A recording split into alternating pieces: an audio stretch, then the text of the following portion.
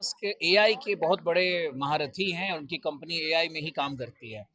तो जब एआई के फील्ड में अमेरिका आगे प्रोग्रेस कर रहा है, तो जॉब क्रिएशन जो आने वाले समय में होगा, जो कॉरपोरेट्स काम करेंगे, वो निश्चित रूप से एआई के फील्ड में ही काम करने वाले हैं। अब एक आम जनता भी समझती है, टीवी देखती है रोज़, वो भी समझती है कि जब भी वॉर होता है, तो वॉर में आजकल ड्रोन से अटैक होता है। आप देखते हैं कि रडार और सैटेलाइट्स और स्पेस साइंस का प्रयोग हो रहा है। अब वो ऐसा नहीं होता है कि महाभारत युद्ध में दोनों तरफ से तलवार लेके लोग भिड़ भिड़ गए, ऐसा तो होता नहीं है। तो आने वाले समय के साथ हम बिहार के बच्चों को ये एक उपहार दे रहे हैं कि वो टेक्नोलॉजी सीखें, और 10 साल 15 साल बाद जब ये बच्चे जॉब के लिए तैयार हो जाएंगे, तो इनको बचपन से ही इनकी इस तरह की पढ़ाई और एकेडमिक्स में इनका जो सैटेलाइट के लिए भी पूरा सैटेलाइट के लिए भी बनाने का पूरा यहाँ प्रोपल्शन पे, सिस्टम कैसे काम करता है जैसे उसकी भी जीएसएलवी ट्रेनिंग लॉन्च दी हुआ, पीएसएलवी लॉन्च हुआ, सब कुछ का टेक्नोलॉजी यहाँ पे सिखाया जाएगा, पूरा स्पेस टेक्नोलॉजी है। यहाँ के बच्चे जो पास आउट हुए हैं वो कहाँ कहाँ उसका एरिया यहाँ क्या है? यहाँ यहाँ हमने स्कूल का प्रारंभ अभी 1 साल पहले ही किया है, और 1 साल पहले मैंने मैथ्स लैब और साइंस लैब बनाया।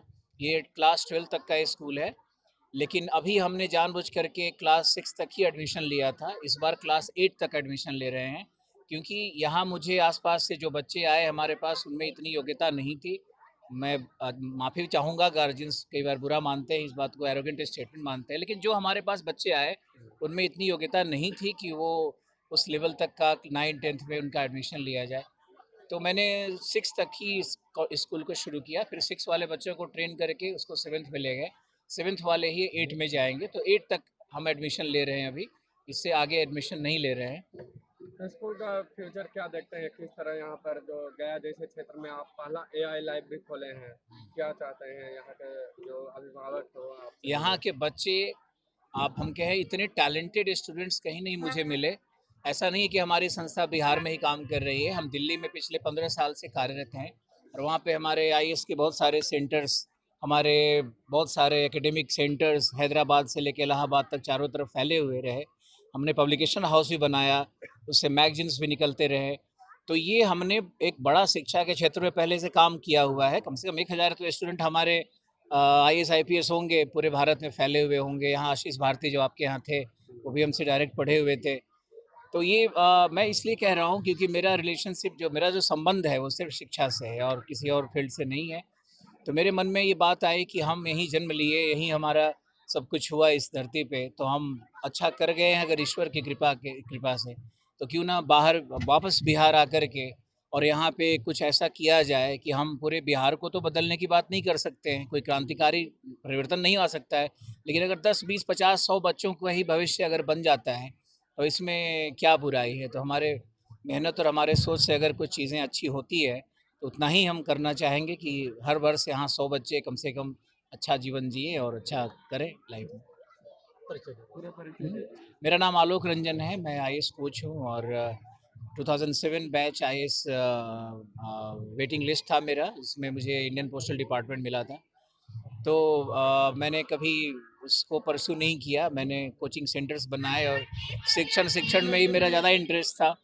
तो हमने आईएएस कोचिंग सेंटर्स फैलाए चारों तरफ, हैदराबाद, इलाहाबाद, दिल्ली, जयपुर, हर जगह पे। तो करें, क्योंकि गया में ऐसा कुछ हो गया है कि दिगमनी बीएड कॉलेज है, दिगमनी बीएड कॉलेज आगे हमारा फ्रंट में है, और पीछे में बहुत बड़े स्कूल की स्थापना की गई है। आज और कार्यक्रम क्या है? आज कार्यक्रम है, एरो शो करवा रहे हैं यहाँ पर, ताकि बच्चों में उत्सुकता बने कि एरोनॉटिकल इंजीनियरिंग क्या है, एरोनॉटिकल साइंस क्या है, ड्रोन टेक्नोलॉजी क्या है, आर्टिफिशियल इंटेलिजेंस का कैसे प्रयोग किया जाता है, और रोबोटिक्स कैसे काम करता है, और जो आर्किटेक्चरल डिज़ाइनिंग कैसे होता है, 3D प्रिंटिंग कैसे होता है, टेक्निकल लर्निंग कैसे होता है, ये सारी चीज़ों के विषय में आज हम यहाँ पर एक शो करवा रहे हैं।